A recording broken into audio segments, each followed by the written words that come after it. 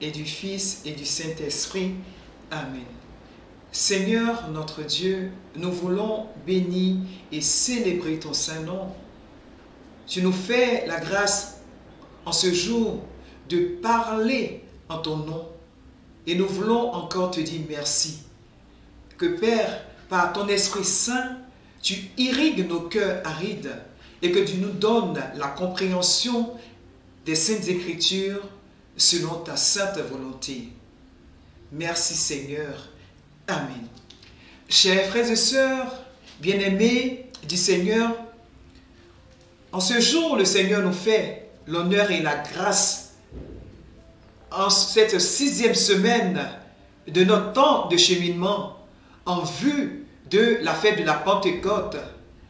Il nous donne de pouvoir prêcher un terme tiré de la pensée du Saint Curé d'Asme, Saint Jean-Marie Vianney, et cette pensée dit « Il sort d'une âme où réside le Saint-Esprit une bonne odeur, comme celle quand elle est en fleur. » Créé à l'image et à la ressemblance de Dieu, l'homme a pour mission de marcher dans les pas de son Créateur et de porter des fruits en vue de perpétrer l'œuvre divine. Nous remarquons cependant que les préoccupations mondaines au quotidien empiètent sur la vie en Dieu, à telle enseigne qu'être chrétien devient un fardeau, voire une mission difficile pour les appelés, pour les croyants. C'est pourquoi l'Église invite chaque fois les fidèles, ceux qui demeurent en Christ, de s'attacher à l'essentiel qui est Jésus-Christ, car en lui, toute vie se renouvelle par le biais de son Esprit Saint. Propos soutenus par le Saint Curé d'Asme, Jean-Marie Vianney, qui dit, et je cite, « Il sort d'une âme où réside le Saint-Esprit une bonne odeur comme celle de la vigne quand elle est en fleur. » Pour une meilleure compréhension de la pensée du Saint Curé d'Asme, nous porterons notre développement sur 3 points. Le premier point, nous analyserons et expliquerons cette pensée. Le deuxième point, nous démontrons comment être en relation avec le Saint-Esprit. Et le troisième point, nous parlerons des actions de l'Esprit Saint dans une âme purifiée. Premier point, analyse et explication de la pensée de Saint Jean-Marie Vianney. Le Saint Curé d'Asme, Jean-Marie Vianney, dit, et je cite, « Il sort d'une âme où réside le Saint-Esprit une bonne odeur comme celle de la vigne quand elle est en fleur. » Le Saint Curé d'Asme, homme d'ascèse et de pénitence, priait beaucoup.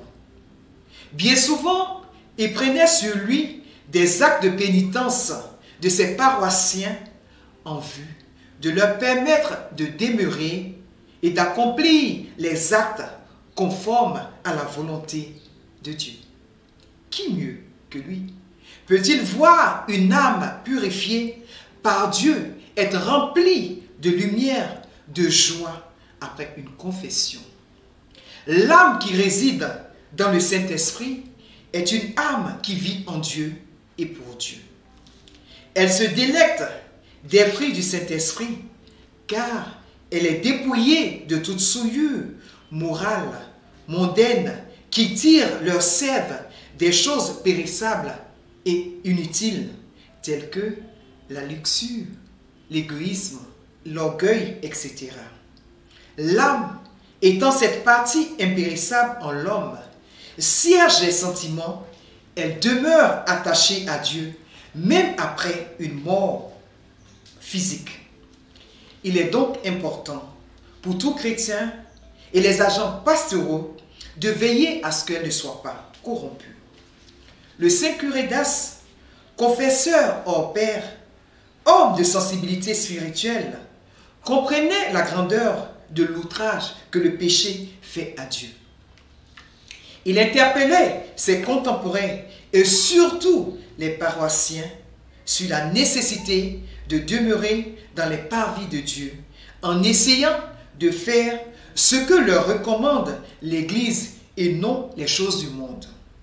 Saint Jean-Marie Vianney sait que seule la lumière émanant de l'Esprit de Dieu est capable de faire d'un esprit qui est dans le péché un esprit purifié et aimable aux yeux de Dieu. Quand le Saint-Esprit saisit une âme qui est dans le péché, il la conduit sur le chemin de vérité afin de rechercher Dieu qui est l'essentiel, ce qui nous donne d'être des êtres selon la volonté de Dieu. Le saint curé d'As va corroborer en donnant une autre pensée. Et je cite, « Ceux qui sont conduits par le Saint-Esprit ont des idées justes. » Frères et sœurs dans le Seigneur, tout ce que Dieu crée par son esprit apporte le bien-être et non l'affliction, et cela dure dans le temps, alors que les choses que crée l'homme apportent bien souvent désolation parce qu'elles ne sont pas soutenues par l'Esprit de Dieu. C'est pourquoi une âme qui réside en Dieu, qui demeure dans l'Esprit de Dieu, ne peut que dégager une bonne odeur. Quand on baigne dans l'Esprit Saint, dans l'Esprit de Dieu, on ne peut que produire des choses extraordinaires et surnaturelles. Surnaturelles parce que quand nous sommes attachés à la racine qui est Dieu, on ne peut que produire des choses exceptionnelles, uniques en leur genre. Dans l'évangile de Jean 15 au verset 5, qui dit « Je suis la vigne et vous êtes les sarments », Saint Jean rejoint le saint curé d'As pour faire comprendre qu'être disciple de Jésus-Christ, qui est lui-même la vigne, ce n'est pas une relation de juxtaposition, ni une cohabitation avec une personne étrangère. C'est être comme une branche qui ne fait qu'un avec le tronc et reçoit de lui la sève qui est l'esprit. De ce fait, notre vie chrétienne ne peut qu'être purifiée quand on est uni à la vigne qui est le Saint-Esprit. Cette vigne en fleurs est le processus de la purification enclenché par Dieu, dont l'Esprit purifie notre état de péché dans le sacrement de la réconciliation. Une âme qui réside en Dieu se remet continuellement en cause et sait se ressaisir et rebondir pour bénéficier de la grâce de Dieu.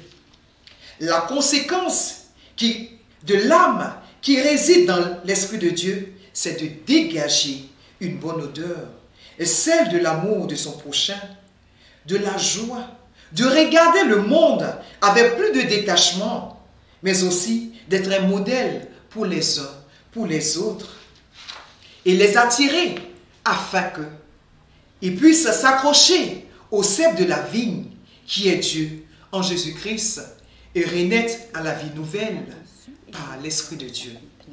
Car en vérité, bien-aimé du Seigneur, l'homme n'est rien par lui-même, mais il est beaucoup avec l'Esprit de Dieu. Voilà, bien-aimé, la première partie qui a analysé et expliqué la pensée de Saint Jean-Marie Vianney. Et frères, dans le Seigneur, cette pensée nous dit que la conséquence de l'âme qui réside dans l'Esprit de Dieu, c'est de dégager une bonne odeur, celle de l'amour de son prochain, la joie de regarder le monde avec plus de détachement et d'être aussi un modèle pour les uns et les autres. Les attirer afin qu'ils puissent s'accrocher au cep de la vigne qui est Dieu en Jésus-Christ et renaître à la vie nouvelle par l'Esprit de Dieu. Car en vérité, l'homme n'est rien par lui-même, mais il est beaucoup avec le Saint-Esprit. Chers frères et sœurs, voici ainsi analysé et expliqué la pensée de Saint Jean-Marie Vianney, nous allons passer au deuxième point de notre développement et qui est comment être en relation avec le Saint-Esprit. D'abord, pour être en relation avec le Saint-Esprit, premièrement, il faut naître de nouveau. En Jean 3, versets 5 à 7, Jésus répond, « Je te le dis, c'est la vérité. Personne ne peut entrer dans le royaume de Dieu s'il ne naît pas d'eau et d'esprit. Ceux qui sont nés d'un père et d'une mère appartiennent à la famille des humains. Ceux qui sont nés de l'Esprit Saint appartiennent à l'Esprit Saint. Ne sois donc pas étonné parce que je t'ai dit, vous devez naître de nouveau. » Le Christ nous fait comprendre que nous ne sommes pas en contact avec le Saint-Esprit par notre naissance naturelle. Nous ne sommes pas arrivés en ce monde pourvus d'une relation immédiate avec le Saint-Esprit. Mais cette relation doit s'acquérir par la nouvelle naissance. Cette nouvelle naissance, pour nous croyants, passe par la rencontre du Christ, par la reconnaissance qu'il est le Seigneur, par l'acceptation de son sacrifice rédempteur et son pardon, et par l'accueil du Saint-Esprit. Ce chemin de reconnaissance pour nous chrétiens est manifesté à travers les étapes de l'initiation chrétienne, c'est-à-dire le baptême, la confirmation et l'Eucharistie. Pourquoi l'Église nous donne les sacrements d'initiation chrétienne comme chemin de renaissance plutôt? Nous allons le comprendre à travers les articles du catéchisme de l'Église catholique qui nous donne une explication. Le baptême. Le baptême vient du verbe grec qui signifie plonger, immerger. Être baptisé, c'est être plongé dans la mort et la résurrection du Christ. C'est un rythme de passage. Configurés au Christ, nous devenons fils des mêmes pères et frères de Jésus-Christ par le Saint-Esprit. Le baptême est le sacrement à la vie chrétienne. Marqué du signe de la croix, plongé dans l'eau, le nouveau baptisé renaît à une vie nouvelle. Devenir chrétien, le nouveau baptisé peut vivre selon l'Esprit de Dieu. La célébration du baptême a son point culminant dans le bain d'eau accompagné de cette parole. Je te baptise au nom du Père et du Fils et du Saint-Esprit. Selon le catéchisme de l'Église catholique, en son article 1254, il est dit, et je cite, « Chez tous les baptisés, enfants ou adultes, la foi doit croître après le baptême. C'est pour cela que l'Église célèbre chaque année, chers frères et sœurs, dans la nuit pascale, le renouvellement des promesses du baptême. La préparation au baptême ne mène qu'au seuil de la vie nouvelle. Le baptême est la source de la vie nouvelle dans le Christ, de laquelle jaillit toute la vie chrétienne. La confirmation. La confirmation est le sacrement consistant à oindre d'huile sainte une personne baptisée afin qu'elle reçoive le don du Saint-Esprit. En tant que telle, la confirmation confirme l'appartenance du baptisé à l'Église comme communion dans le même Esprit Saint. Selon le catéchisme de l'Église catholique en son article 1303, il est écrit que la confirmation apporte croissance et approfondissement de la grâce baptismale. Elle nous enracine plus profondément dans la filiation divine qui nous fait dire Abba Père, Romains 8, verset 15. La confirmation nous unit plus fermement au Christ. Elle augmente en nous les dons de l'Esprit Saint. Elle rend notre lien avec l'Église plus parfait. Confère Lumen Gentium en son article 11. La confirmation nous accorde une force spéciale de l'Esprit Saint pour répandre et défendre la foi par la parole et par l'action en vrai témoin du Christ, pour confesser vaillamment le nom du Christ et pour ne jamais éprouver de la honte à l'égard de la croix. Confère Lumen Gentium en son article 11-12. L'Eucharistie. Le catéchisme de l'Église catholique en son article 1359 nous dit: l'Eucharistie, sacrement de notre salut, accompli par le Christ sur la croix, est aussi un sacrifice de louange, en action de grâce pour l'œuvre de la création. Dans le sacrifice eucharistique, toute la création aimée par Dieu est représentée au Père à travers la mort et la résurrection du Christ. Par le Christ, l'Église peut offrir le sacrifice de louange en action de grâce pour tout ce que Dieu a fait de bon, de beau et de juste dans la création et dans l'humanité. En son article 1360, on dit aussi que l'Eucharistie est le sacrifice d'action de grâce au Père, une bénédiction par laquelle l'Église exprime la reconnaissance à Dieu pour tous ses bienfaits, pour tout ce qui est accompli, qu'il a accompli plutôt par la création, la rédemption et la sanctification. Eucharistie signifie d'abord action de grâce. Pour conclure ces différentes définitions, nous dirons que par le sacrement du baptême, l'âme se dépouille de l'esprit impur. Elle est pénétrée pour la première fois de l'Esprit Saint qui la rend semblable à lui. Dans le sacrement de la confirmation, ce même Esprit Saint se donne d'une façon plus abondante pour assurer la fermeté et la vigueur de la vie chrétienne. Parlant de l'Eucharistie, le pape Léon XIII, dans sa lettre encyclique sur le Saint-Esprit, nous dit que c'est par l'Esprit Saint qui s'est offert lui-même à Dieu, victime immaculée. Voici le premier point pour nous montrer comment nous devons être en relation avec l'Esprit de Dieu. C'est par la renaissance, c'est-à-dire renaître de nouveau. Et cela se fait à travers les sacrements d'initiation chrétienne qui sont le baptême, la confirmation et l'Eucharistie.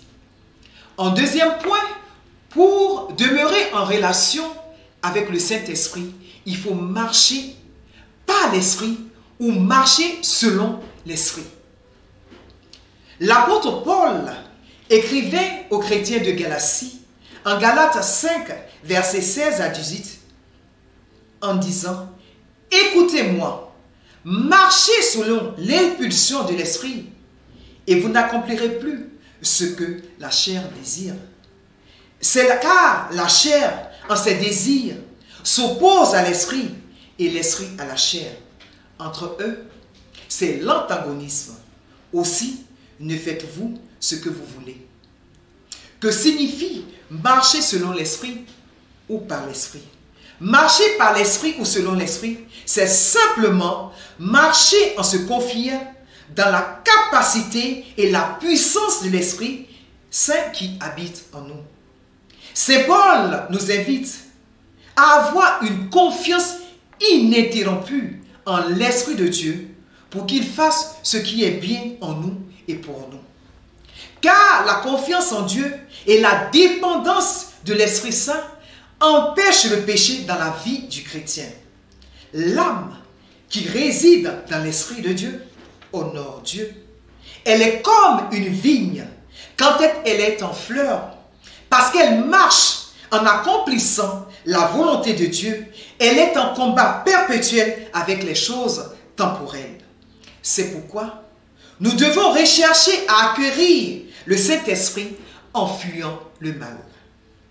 L'action de l'Esprit Saint ne peut pas, bien-aimé du Seigneur, de coopter les fonctions de l'âme et l'esprit eux-mêmes. Bien au contraire, le Saint-Esprit possède et vivifie chacune des facultés de l'homme, ses émotions et ses décisions. Il agit jusqu'à accorder la plénitude de la puissance qui correspond à l'accomplissement de la volonté de Dieu.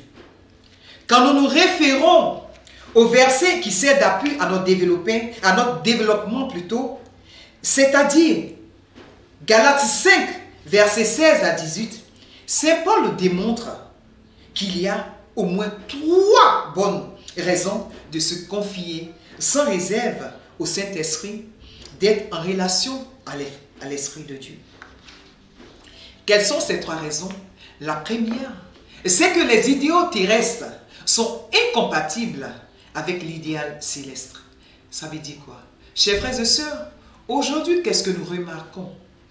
Dans notre monde, l'homme est enclin à chercher rapidement, à avoir le pouvoir, à pouvoir se hisser par tous les moyens que vous pouvez connaître. Corruption, délation, dépôt de bananes, maraboutage, sacrifice humain.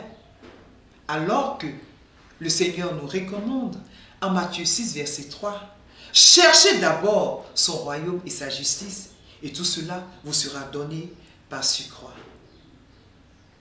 Dieu nous demande de chercher les choses célestes, alors que nous, sur la terre, nous cherchons les choses du monde.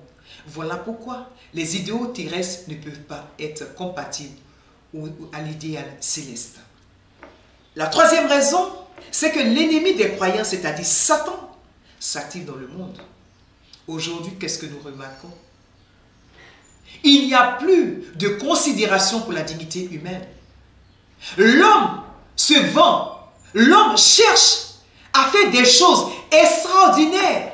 Dans nos familles, il n'y a plus de respect. Même quand nous sommes en Christ, en regardant ce que l'autre est en train de faire dans son ministère, nous avons envie de faire comme lui. Et des choses qui ne confessent pas le nom de Dieu, aujourd'hui devenir l'apanage de même ceux qui confessent le nom de Dieu. Satan s'active en essayant de dominer la pensée de l'homme, en donnant des choses qui ne viennent pas de Dieu à l'esprit de l'homme. Et l'homme aujourd'hui fait des choses qui bafouent la dignité de l'homme. À telle enseigne que lorsque nous regardons l'homme, lorsque nous regardons notre monde, nous avons l'impression que ce sont les choses que Dieu a mis sous notre domination qui nous dominent. Le troisième point, notre nature adamique s'active chaque jour jusqu'à ce que notre mort physique. C'est-à-dire que chaque jour, l'homme pêche, l'homme perd jusqu'à ce que l'homme meure, c'est-à-dire cette mort physique. Et aujourd'hui, on remarque que le péché, malgré ce que l'Église nous recommande, allant au sacrement de la réconciliation, beaucoup de chrétiens fuient le sacrement de la réconciliation de peur d'aller dire à celui-là même qui est le représentant de Dieu ce qu'ils ont fait. Frère dans le Seigneur, je voudrais te dire une chose. Le Dieu que nous prions, celui que nous adorons et que nous servons est un Dieu d'amour et de miséricorde. Il dit qu'il est le péché, mais il ne hait pas le pécheur. Il désire que le pécheur vienne à lui, même quand il tombe, qu'il vienne à lui, qu'il lui parle, qu'il renonce à ses péchés. Et lui, Dieu, relèvera son bien-aimé, car nous sommes tous créés à l'image et à la ressemblance de Dieu. Nous sommes des créatures de Dieu. Et en tant que créature, le Seigneur ne peut pas rejeter ce que lui-même il a créé. Je veux donc t'inviter, toi qui m'écoutes, toi qui m'entends, à aller au sacrement de la réconciliation. Lorsque nous sommes dépouillés de tout ce qui est péché, tout ce qui est lourdeur terrestre, Bien-aimés du Seigneur, nous sommes comme la vigne quand elle est en fleur. Nous sentons bon, nous avons une bonne odeur. Soyons comme la vigne quand elle est en fleur, car elle dégage une bonne odeur, parce que purifiée par l'Esprit de Dieu, parce qu'elle baigne dans l'Esprit de Dieu. Frère dans le Seigneur, le sacrement de la réconciliation est très important. Si nous voulons demeurer dans l'Esprit de Dieu et lui demeurer en nous, je nous invite donc à aller et continuer de fréquenter l'Église, à aller vers ce sacrement de la réconciliation pour que nous soyons dépouillés de tout ce qui est comme nature adamique. Frères dans le Seigneur, la vie chrétienne n'est jamais comparable à une ascension en ballon dans laquelle nous pourrions nous élever une fois pour toutes et n'avoir plus aucun trouble ni aucune tentation. C'est une marche, c'est une course, c'est un combat.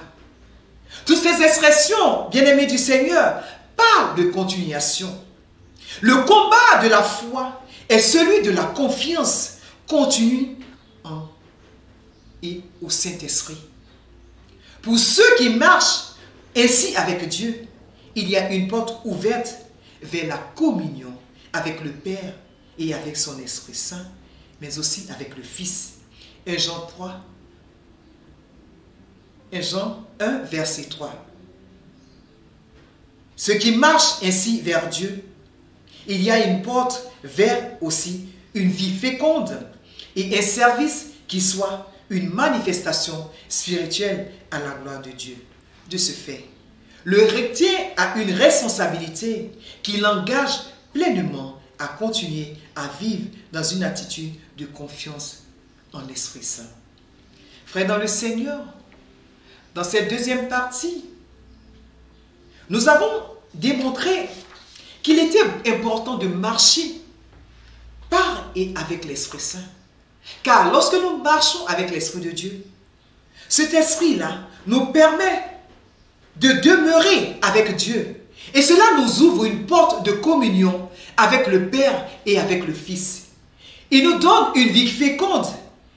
Et cela nous donne de pouvoir manifester ces grâces et ces charismes que Dieu nous donne pour sa gloire et pour nous mettre au service de son Église. Nous avons une responsabilité qui nous engage pleinement à continuer à vivre dans une attitude de confiance avec l'Esprit de Dieu. Le troisième point, pour parler de notre relation avec l'Esprit de Dieu, c'est de ne pas l'attrister. Si nous n'attristons pas le Saint-Esprit bien-aimé du Seigneur, nous demeurons en relation avec le Saint-Esprit. Éphésiens 4, versets 17 à 32 nous dit: n'attristez pas le Saint-Esprit de Dieu, par lequel vous avez été scellés pour le jour de la rédemption. Que toute amertume, animosité, colère, clameur, calomnie, ainsi que toute méchanceté, soit ôtée du milieu de vous. Soyez bons les uns envers les autres, compatibles, et faites grâce réciproquement, comme Dieu vous a fait grâce en Christ. La mort du Christ a effacé notre condamnation et nous a donné la vie éternelle. Cette vie nous est donnée par le Saint-Esprit qui est venu vivre en nous. Nous avons été scellés du Saint-Esprit, comme l'apôtre Paul nous dit en Éphésiens 1, verset 13. Le sceau de l'Esprit est une marque d'authenticité. Cette marque confirme que nous sommes enfants de Dieu. Elle garantit que nous recevrons l'héritage promis dans le royaume à venir. Et nous avons la certitude. Le Saint-Esprit est attristé profondément quand nous transgressons l'un ou l'autre des 10 commandements bien-aimés. L'Esprit Saint ressent beaucoup de chagrin quand nous agissons contre Dieu et contre notre prochain. Pour mieux comprendre l'importance de ce qui attriste le Saint-Esprit, nous allons nous appuyer sur plusieurs versets tirés de Éphésiens 4.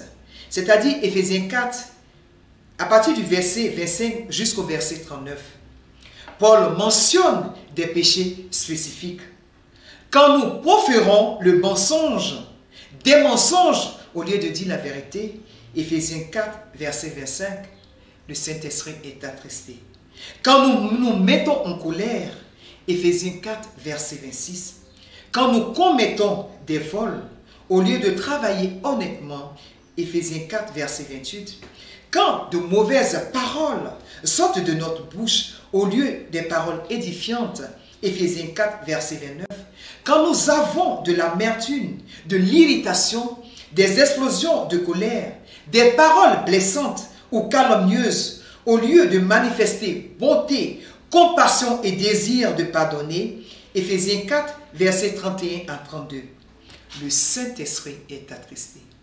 Et le Saint-Esprit est attristé parce que le péché est contre sa nature. L'Esprit a beaucoup de peine parce qu'il est saint et que nous ne vivons pas dans la sainteté. Le Saint-Esprit est l'Esprit de vérité, nous dit Jean 14, verset 7. Il ne peut pas accepter le mensonge ou la tromperie. Il est l'Esprit de foi. 2 Corinthiens 4, verset 13. Il ne peut donc pas accepter le doute ou le manque de confiance. Il est l'Esprit de grâce. Hébreux 10, verset 29. Il est donc attristé par toute l'amertume, la dureté, la vengeance. Il est l'Esprit de sainteté. Romains 1, verset 4. Donc toute pensée impure et toute parole sale le blesse profondément. Oui, le Saint-Esprit est attristé par nos péchés bien-aimés. Pourquoi? Simplement parce qu'il est saint et qu'il désire ardemment nous transformer pour que nos vies ressemblent à Jésus-Christ et plaisent à Dieu. Prenons le temps de nous examiner, bien-aimés du Seigneur. Quand notre foi ne progresse pas, quand nous n'avons pas de joie dans nos cœurs, quand Dieu nous châtie, nous devons nous poser des questions. Quelle peut être la cause de notre sécheresse? Elle vient bien souvent du fait que nous avons attristé le Saint-Esprit. L'Esprit de Dieu se tourne alors contre nous, non pas pour nous abandonner à notre misère, mais pour nous secouer plutôt de notre torpeur, nous ressaisir, nous avertir. Que faire, bien-aimés du Seigneur, pour éviter de l'attrister? C'est de nous soumettre. C'est de nous soumettre à l'œuvre de l'Esprit en nous. Nous laisser conduire par lui. Écouter ce qu'il dit dans sa parole. Vivre dans l'obéissance. Combattre le péché, bien-aimé du Seigneur. Changer nos pensées, notre attitude, notre comportement, nos mauvaises habitudes. Tout cela, bien-aimé du Seigneur, est difficile. Cela demande beaucoup d'efforts. Et cela commence par la confession et la repentance. Pour conclure, bien-aimés du Seigneur, cette deuxième partie de notre développement sur le thème tiré de la pensée de Saint Jean-Marie Vianney, le Saint Curé d'Asme, nous devons retenir que nous avons, bien-aimés du Seigneur, le privilège d'avoir été scellés du Saint-Esprit à travers les sacrements d'initiation chrétienne. C'est très précieux. Nous avons reçu une marque permanente qui atteste que nous sommes enfants de Dieu. Nous sommes aussi gardés pour le grand jour de la rédemption. Voilà une grande certitude, une belle source de réconfort. En même temps, nous avons de grandes responsabilités, celle de marcher selon l'Esprit de Dieu et ne pas attrister le Saint-Esprit. L'Esprit Saint vit en nous. Il vient nous faire marcher en nouveauté de vie. Il veut nous faire progresser sur la route de la sainteté. Dieu est patient, bien-aimé du Seigneur. Le Saint-Esprit, très patient avec nous. Quand nous tolérons toutes sortes de péchés dans nos vies, quand nous persistons sur une mauvaise voie, le Saint-Esprit n'est pas content, bien-aimé du Seigneur. Donc, tenons-nous loin de ce qui entrave toute relation avec lui. Nous allons aborder le dernier point de notre terme, c'est-à-dire l'action du Saint-Esprit dans une âme purifiée. Le Saint-Esprit qui habite en nous, nous dirige et nous conduit. Chers frères et sœurs, c'est la vérité. Le Saint-Esprit qui habite en nous, nous conduit, nous dirige. Fondamentalement, de manière constante, il éclaire notre esprit, nous donne de voir et de comprendre. Et il brille en nous, nous fait passer des ténèbres à la merveilleuse lumière, de telle sorte que nous sommes en mesure de voir notre voie, de connaître nos sentiers et de discerner les choses de Dieu. Frères dans le Seigneur, quand nous sommes traversés par des moments de douleur, d'épreuve, lorsque nous sommes au fond du gouffre, comme on le dit souvent, il arrive des fois où nous n'arrivons pas à prier. Nous sollicitons des frères et des sœurs en Christ en vue de nous porter en prière. Et même si ces frères et sœurs ne prient pas pour nous, il arrive que Dieu lui-même fait jaillir, réjaillir cette lumière en nous. Et la joie renaît en nous. C'est la vérité. Bien-aimés du Seigneur, l'Esprit de Dieu qui demeure en nous ne peut pas s'éteindre. Car nous avons été créés à la ressemblance de Dieu. Nous sommes des créatures de Dieu. Donc le Seigneur veille sur notre âme. Le Seigneur veille sur notre esprit. Le Seigneur veille sur notre pensée. Il nous dit dans Jérémie 29 à partir du verset 11, « Car j'ai des projets de bonheur et non de malheur pour vous. » Frères dans le Seigneur a en vérité des projets de bonheur et de bonheur véritable pour nous. Ne nous perdons pas en disant, moi j'ai tellement péché que le Seigneur me tourne le dos. Non, le Seigneur ne te tourne pas le dos. Dans l'esprit, dans l'âme qui est purifiée par l'Esprit Saint, le Seigneur demeure toujours et il continue d'orienter cette âme. C'est pourquoi on nous invite au sacrement de la réconciliation. Ce n'est pas pour nous punir, ou pour pouvoir entendre nos paroles. C'est bien au contraire pour nous laver de toutes nos souillures, afin que nous demeurons en Dieu. Il nous donne un nouvel éclairage, une nouvelle compréhension qui nous permettent de manière générale de discerner, comprendre et recevoir les choses spirituelles. Frères dans le Seigneur, l'âme qui est purifiée par le Saint-Esprit, lorsque cette âme traverse des moments d'épreuve, l'âme se ressaisit. Pourquoi? Parce que le Seigneur lui donne un discernement. Le Seigneur lui donne de comprendre ce qu'elle vit. Le Seigneur donne à son enfant de comprendre que ce moment qu'il traverse est un moment soit pour le purifier, soit pour le former. L'Esprit étant déversé avec abondance sur nous, nous recevons force et lumière. La force pour recevoir et vivre toutes ces vérités, ces révélations gracieuses envers nous. L'Esprit qui habite en nous nous permet aussi de persévérer. Nos cœurs sont parfois sur le point de défaillir et de sombrer sous le poids de nos épreuves. En effet, il suffit de peu de choses. Notre corps, notre cœur, tout ce qui est en nous sont vite sur le point de nous faire défaut. L'Esprit nous vient alors en aide et porte cette faiblesse qui menace de nous faire tomber. Frères dans le Seigneur, c'est ce que j'étais en train de développer tout à l'heure en disant que l'Esprit Saint qui demeure dans l'âme qui est purifiée nous donne de pouvoir nous relever même lorsque nous tombons. Car cet esprit nous vient en aide. Cet esprit nous permet de nous relever pour que nous demeurons en Christ. L'Esprit Saint qui en nous est un esprit qui nous donne de pouvoir marcher de façon continuelle dans les pas du Christ. Dans une âme, frères et sœurs en Christ, purifiée par Dieu, il ne peut que dégager une odeur agréable. Cette âme ne peut que produire des fruits qui émanent de l'Esprit Saint. Parce qu'elle est en relation constante avec l'Esprit Saint et avec le Saint-Esprit, l'âme ne peut que prospérer.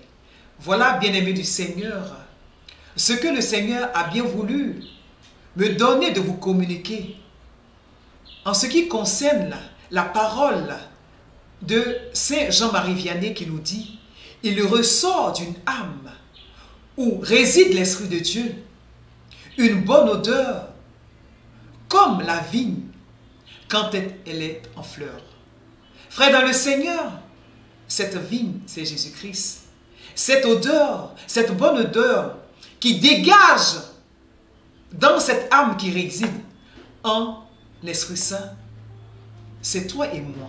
Nous devons dégager cette bonne odeur en purifiant de façon continue, en allant au sacrement de la réconciliation, en nous purifiant, en renonçant au péché qui blesse le cœur de Dieu, qui attriste le Saint-Esprit, bien-aimé du Seigneur. Nous devons être des âmes, des hommes et des femmes dont l'âme est purifiée continuellement par l'Esprit de Dieu. Bien-aimé du Seigneur, le Seigneur nous invite et nous voulons célébrer, bénir le nom de Dieu, qui nous a donné de comprendre cette pensée de Saint Jean-Marie Vianney, qui nous donne de comprendre l'importance de l'Esprit Saint.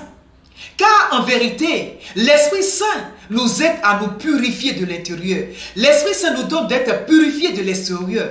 L'Esprit Saint nous donne de dégager une bonne odeur lorsque nous baignons en lui. Que le Seigneur vous bénisse.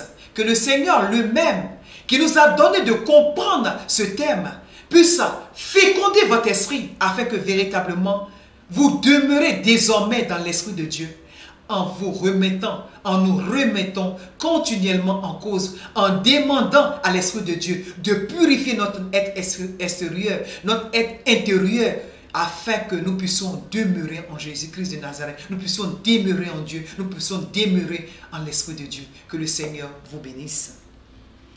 Notre prochain rendez-vous, bien-aimé du Seigneur, ça sera le lundi 17 mai 2021 à 19 h avec le Père Delphin. Et le thème que notre Père va développer est tiré de 2 Corinthiens 3, verset 17, qui nous dit « Or, le Seigneur, l'Esprit, et là où est l'Esprit du Seigneur, là est la liberté. » Chers frères et sœurs, nous vous invitons à ce temps de grâce et de bénédiction. Lundi 17 mai 2021, à partir de 19 h avec le Père Delphin, qui est un père de l'Église catholique, c'est un prêtre. Donc, soyez au rendez-vous pour écouter ce que Dieu va parler au travers de son serviteur. Et notre grand rendez-vous, frères et sœurs, c'est le lundi 24 mai 2021 à partir de 8h30. Note bien dans ton calepin. Lundi 24 mai 2021 à partir de 8h30 en la paroisse Saint-Michel à Cange d'Agamé, où le Saint-Esprit, l'apostolat, à l'écoute du Saint-Esprit, vivons en enfants de Dieu, m'invite, nous invite tous à ce grand temps d'effusion du Saint-Esprit, afin que tous nous venons bénéficier de la grâce que le Seigneur nous a accordée à travers les différents sacrements de l'initiation chrétienne, c'est-à-dire le baptême, la confirmation, l'Eucharistie, mais aussi à travers l'écoute de la parole de Dieu. Nous serons remplis, car le Seigneur va à ce jour-là oindre 2 personnes de notre communauté, à savoir notre modérateur adjoint, Arsène Médégui de Cappadoce plutôt, le berger général Indric Claver de la parole, pour vous parler d'un thème qui dit, et c'est tiré du symbole de Nicée-Constantinople, il reçoit même adoration et même gloire. Et tous les bergers à qui Dieu a fait la grâce de venir vous entretenir à travers différents thèmes seront là ce jour-là pour pouvoir communier avec vous tous, pour pouvoir communier en église. Frères et sœurs, je t'invite, soyons là pour pouvoir communier ensemble entre frères et sœurs.